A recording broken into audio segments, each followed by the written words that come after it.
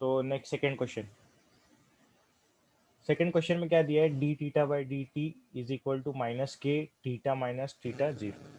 अब अगेन इसका अब मेरे को सोल्यूशन निकालना है। तो अब यहाँ पर जरूरी नहीं D Y by D X देगा, दूसरे वेरिएबल भी दे सकता। तो यहाँ कौन कौन से वेरिएबल है, थीटा वेरिएबल है जैसे वाई रहता, और एक्स की जगह टी दिया हुआ है।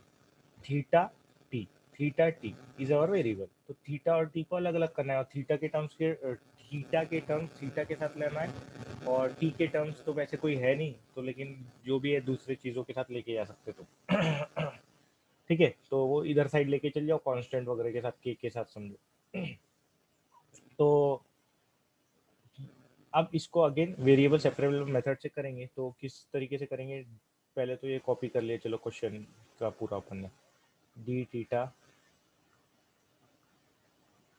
Bye d T is equal to minus के थीटा माइनस थीटा जीरो।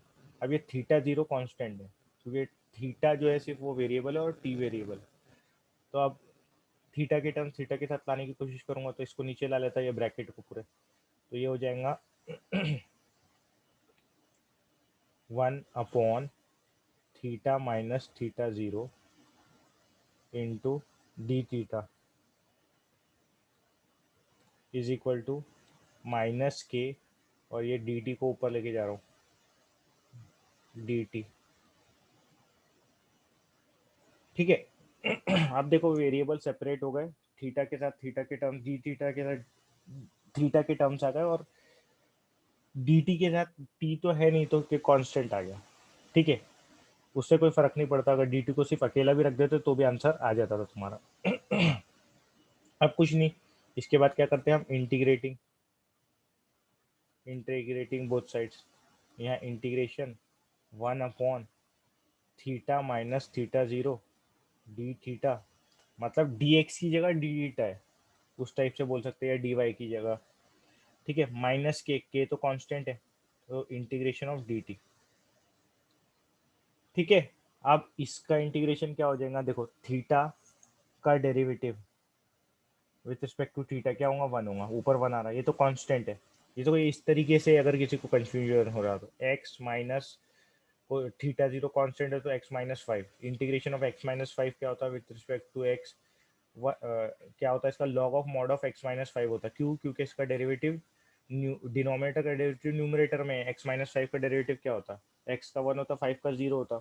वैसे ही ये integration of 1 upon theta minus theta zero है, तो इसका आंसर क्या आ जाएगा अपना, mod of mod of theta minus theta zero is equal to क्या है, ये माइनस के।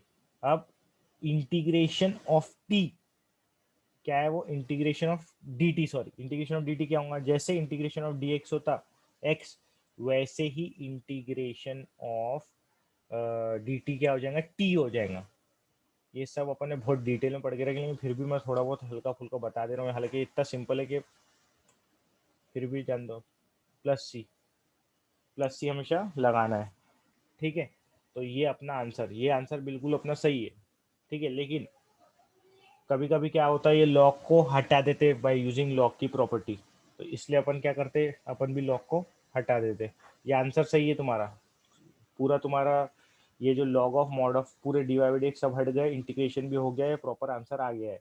लेकिन लॉग, कभी कभी लॉग की प्रॉपर्टी यूज करके लॉग को हटा देते एक साइड में ही अगर रहा तो अपन भी क्या करते हैं, उसको हटा देते हैं। तो वो कौन सी प्रॉपर्टी है, देखो लॉग, समझो ए टू द बेस बी अगर रहा इज इक्वल टू सी रहा अगर फॉर एग्जाम्पल, तो वो हो जाता ए इज इक्वल टू लॉग, अगर हट यहाँ से हटाए तो ए इज इक्वल टू बी, इधर चले जाता बी इज बेस ना, तो बी बेस में ही रहता और ये सी पावर में आ जाता। ये है लॉग की डेफिनेशन। लॉग की डेफिनेशन एक्चुअली प्रॉपर्टी नहीं है, definition by definition of log है वो। तो देखो ये बी जो है बेस में था तो यहाँ चले जाता, और ये सी पावर में आ जाता, और ये ए एज इट इज रह जाता। ठीक है, तो यहाँ पर क्या है, लॉग के आगे में क्या है ये, लेकिन इसका बेस क्या है, देखो मैंने हमेशा बोला है कि डेरिवेटिव इंटीग्रेशन ये सब में हमेशा अपन बेस क्या मानते, ई मानते। हमेशा वो नहीं लिखते अपन, लेकिन वो अंडरस्टूड रहता कि ई है करके। तो लेकिन अब मेरे को लॉग हटा रहा हूँ मैं, तो इसका बेस लेना पड़ेगा, तो इसका बेस क्या है, ई है, तो मेरा आंसर क्या आएगा, आंसर क्या आएगा मेरा, थीटा माइनस थीटा जीरो। जैसे यहाँ पर सिर्फ ए बचा तो यहाँ पर क्या ए के आगे क्या है, ए की जगह क्या है, theta minus theta zero is equal to, और ये जो बेस है, बेस क्या है, ई है, तो ई इधर आ जाएगा, और ये जो पूरा पार्ट है कहाँ जाएगा, पावर में जाएगा, तो इसको पूरा पावर में ले लेंगे अपन। तो पावर में क्या आ जाएगा, माइनस के टी प्लस सी, पावर में क्या ले लेंगे, माइनस के टी प्लस सी। तो ये अपना आंसर हो जाएगा, ऊपर वाला भी आंसर सही है, ये भी सही है। ठीक है, कोई डाउट किसी को कुछ तो पूछ सकता, किसी को कोई डाउट है, कुछ डाउट?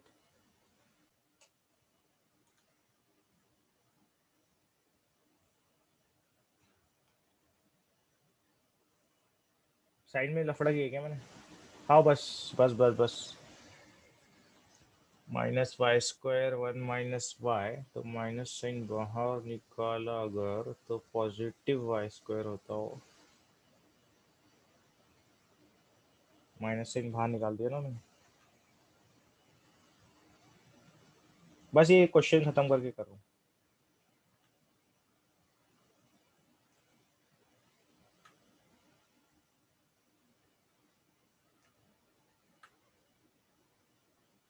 बराबर ही अपना।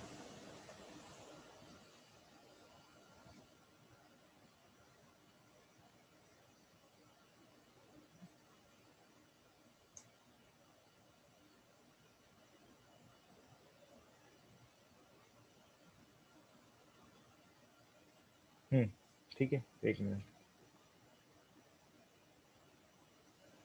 हाँ, तो ठीक ही है अपना। तो अब ये जो है पीछे साइन में दिख रहा था कुछ लोचे तो नहीं हुए लाइन साइन के। तो अब ये देखो, इसको बस इधर उधर कर दो, ये आंसर वैसे भी तुम्हारा ऐसा भी ये ठीक है आंसर है, लेकिन ये थोड़ा सा परफेक्ट नहीं आंसर, मतलब परफेक्ट बोले तो थोड़ा अच्छा ही लिख रहा है, जिससे आपका बुक में उसके हिसाब से क्या करना पड़ेगा, एक जगह ला लो सबको। तो ये लॉग, ये जो है वन बाय वाई को भी उधर ला लो, सबको इधर एक जगह रख लो, या लॉग वाले टर्म एक जगह ला लो और दूसरे टर्म एक जगह ले लो, तुम्हारी इच्छा। तो मैं क्या कर रहा हूँ, इसको इधर लेके चले जा रहा। ठीक है, वन तो ये आ जाएगा अपना log of mod x minus log of mod y. ठीक है, और इसको ये वाले टर्म को इधर लेके चले जा रहा, तो one by y plus one by x. ठीक है, one by y plus one by x, और ये प्लस सी यहाँ पर है तो प्लस सी, तो one by x plus one by y, log log of mod x minus log of mod y, और इसको log of x by y भी लिख सकते, लेकिन यहीं तक के छोड़ रहा हूँ मैं आंसर।